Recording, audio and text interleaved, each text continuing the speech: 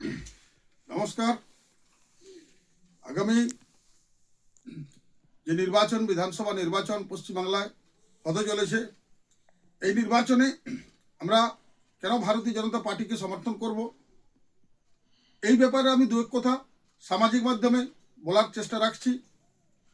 আমরা জানি যে আমাদের পশ্চিমবাংলায় যে রাজনৈতিক মতাদর্শ স্বাধীনতার পর থেকে চাপি আছে, সেটা হচ্ছে ব্যক্তিকেন্দ্রিক মতাদর্শ এবং বিদেশি মতবাদ পুষ্ট ব্যবস্থা, অর্থাৎ মার্কস মেকেলপন্থী যে চিন্তা ভাবনা, যে আদর্শ, সেটা আমাদের ভিতরে আজও রয়ে গিয়েছে পশ্চিমবাংলার। এটাই আমাদের দুর্ভাগ্য।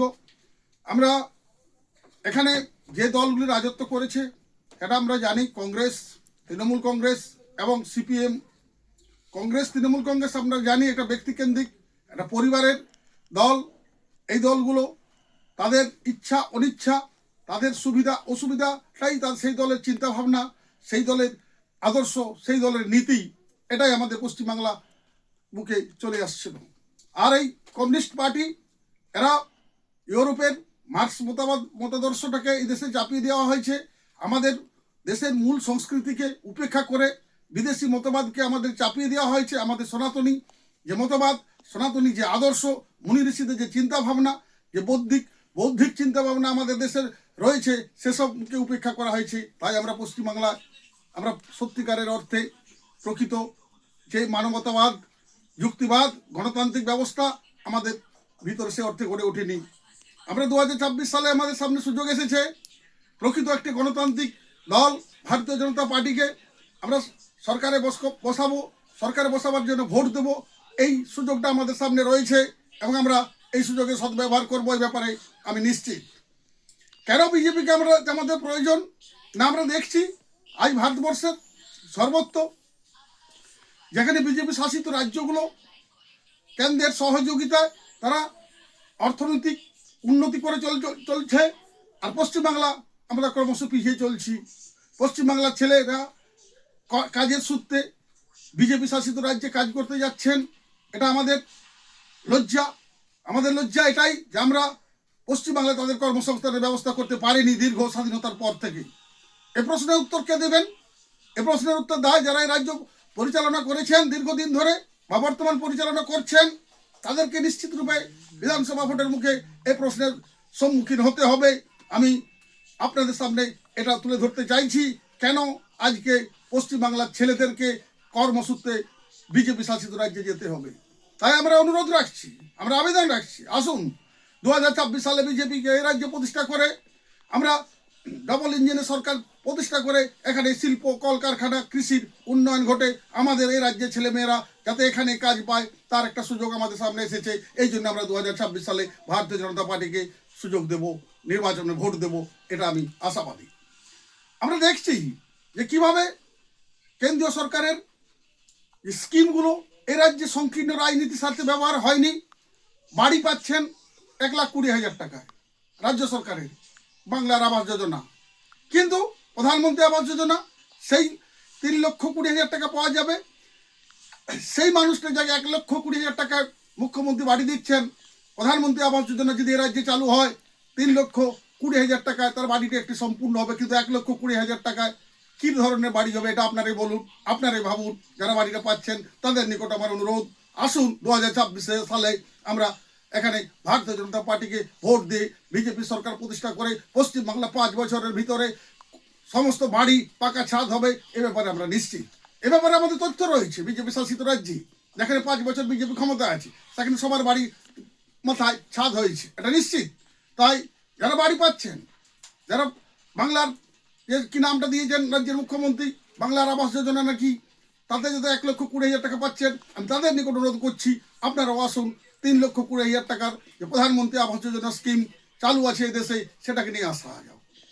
প্রধানমন্ত্রী একটা কথা বলেছিলেন, তিনি একটা আক্ষেপ করেছিলেন স্বাধীনতা দিবসের ভাষণে, যে তার একটা আক্ষেপ যে পশ্চিমবাংলার যারা বয়স্ক মানুষ যারা চিকিৎসার জন্য 5 লক্ষ টাকা পাবেন, সেটা এই রাজ্যের শাসক দলের জন্য চালু হয়নি। তাই আমরা পশ্চিমবাংলার সমস্ত মানুষ যারা আমরা চিকিৎসা করতে বিভিন্ন রাজ্যে যাই, তারা যাতে সেই 5 লক্ষ টাকার সুযোগটা পাই। আয়ুষ্মান ভারত কেন্দ্র সরকারের গুরুত্বপূর্ণ যে প্রকল্প সেটা যাতে রাজ্যে চালু হয়, তার জন্য আমরা 2026 সালে বিজেপিকে ভোট দেবো। আমরা এই যে মতবাদ, ব্যক্তিকেন্দ্রিক মতবাদ, বিদেশি মতবাদ ছড়িয়ে আমরা সনাতনী সংস্কৃতি, আমাদের যে একটা চিরাতন ঐতিহ্য রয়েছে আমাদের দেশের, যে একটা সময় এই ভারতবর্ষ বিশ্বে খুবই অগ্রগণ্য ছিল, সেটাকে উপেক্ষা করে এখানে মুঘল ইংরেজরা এসে আমাদের যে চিন্তা ভাবনাকে একটা অন্য স্তরে নিয়ে গিয়েছে। আমাদের সামনে সুযোগ রয়েছে, আসুন 2026 সালে আমরা এখানের ইতিহাসের যে সিলেবাসে আমাদের তাদেরকে স্থান দিয়ে আমাদেরকে প্রমাণ করতে হবে, আমাদেরকে দেখাতে হবে যে সত্যিকারের এই আমাদের ভারতবর্ষ, আমাদের বাংলা একটা সময় ছিল খুবই উন্নত। আমরা সেটা ইতিহাসের সিলেবাসে সেটাকে উপেক্ষা করা হয়েছে। ইতিহাসে যে আমাদের একটা ঐতিহাসিক যে প্রাচীন মুঘল আর ইংরেজ বাদ দিয়েও যে আমাদের একটা ইতিহাস আছে, একটা সংস্কৃতি আছে, একটা চিন্তা ভাবনা আছে, একটা যে আদর্শ আছে, সেটাকে উপেক্ষা করা হয়েছে। সেই সুযোগটা আমাদের সামনে এসেছে। আসুন তাই 2026 সালে আমরা অঙ্গীকার করি বিজেপি সরকার করব। আমি পরিশেষে বলি, যে সমস্ত ছাত্রছাত্রীরা পড়াশোনা করছেন, পড়াশোনা করার পর পরীক্ষা বসার সুযোগ তাদের সামনে নেই। এই শিক্ষক নিয়োগের কেলেঙ্কারি, 26,000 শিক্ষকের চাকরি বাতিল, তাই এগুলো প্রত্যেকটার ঘটনার যে আমরা দেখছি আমাদের চোখের সামনে, তার অবসান হোক। 2026-এ বিজেপিকে নিয়ে এসে প্রতি বছর শূন্য পদে স্বচ্ছভাবে যে নিয়োগের একটা পরিকল্পনা আছে বিজেপির, যারা অন্যান্য রাজ্যে করে দেখাচ্ছেন, আমরা পশ্চিমবাংলার ছাত্রছাত্রী যারা এখানে পড়াশোনা করছেন তাদের সামনে সেই সুযোগটা তুলে ধরি। সামাজিক প্রকল্পের বিষয়ে বলি, সেক্ষেত্রেও আমাদের এখানে বঞ্চনা করা হচ্ছে। শুধুমাত্র সামাজিক প্রকল্প যেখানে অন্যান্য রাজ্য বেশি মাত্রায় পান, পশ্চিমবাংলা সেখানে অতি কম যৎসামান্য দিয়ে ভোট ব্যাংক বানানো হচ্ছে। আজ পরিষ্কার কথা একটা বলা যায়, রাজনীতিতে আমরা দেখেছি ভারতীয় জনতা পার্টি সবকা সাথ সবকা বিকাশ যে প্রয়াস নিয়েছেন মোদিজি, সেটা বাংলায় এসে থমকে গেছে।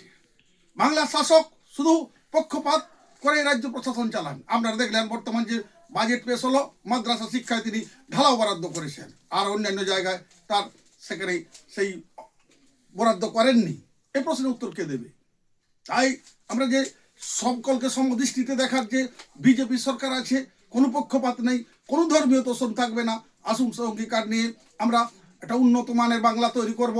আমরা কেন্দ্রীয় সরকারের সহযোগিতায়, নরেন্দ্র মোদীর সহযোগিতায় এই বাংলাকে আবার সোনার বাংলা করে আমরা 2026 সালে আমাদের সামনে সেই সুযোগ এসেছে বাংলাকে সোনার বাংলা করার। তাই পুনরায় আমি সকলের কাছেই অনুরোধ রাখছি, 2026-এ যে নির্বাচনে আমরা সকলে আসুন, এখানে প্রথমবারের জন্য বিজেপিকে সরকারে নিয়ে এসে আমাদের এই বাংলা, পিছিয়ে পড়া বাংলাকে আবার এগিয়ে নিয়ে যাওয়ার শপথ নিব, এই অঙ্গীকার করব। এটুকু বলে আমি আমার এখানে আজকে সামাজিক মাধ্যমে সকলকে ভালোবাসা শ্রদ্ধা জানিয়ে আমার বক্তব্য শেষ করছি। নমস্কার।